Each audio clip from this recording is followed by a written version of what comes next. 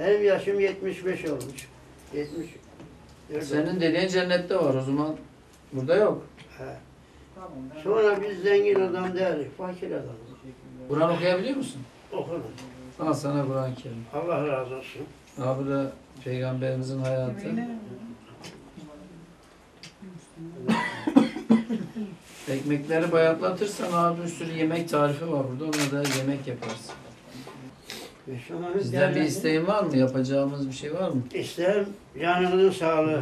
Geldiniz, teşekkür ederim. Eyvallah. Rabbim razı olsun hepinizden de. Amin. Hepiniz de hayırlı Ramazanlar, hayırlı bayramlar nasip eylesin. Amin. Amin. Hoşçakal. Rabbim Buzdolabı dünyamızı, şeyde. ahiretimizi de Buzdolabı güzel yok. eylesin. Amin. Yok, çok şükür. Sıkıntım yok. Tarifleri var. Evet.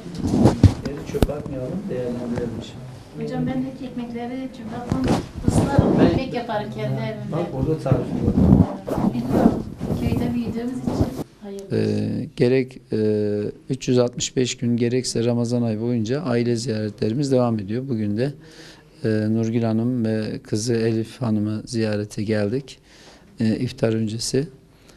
Kendilerine de hayırlı iftarlar diliyorum. Hayırlı, sağlıklı, uzun ömür diliyorum. İnşallah Ramazan ayı boyunca da hem iftar öncesi hem iftardan sonra aile ziyaretlerimiz devam edecek.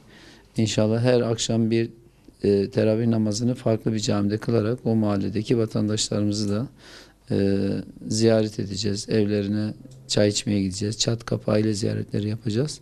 Bu şekilde Ramazan'ın o kardeşlik, birlik, beraberlik, dayanışma duygusunu inşallah hep birlikte yaşamış olacağız. Belediye başkanına teşekkür ederiz.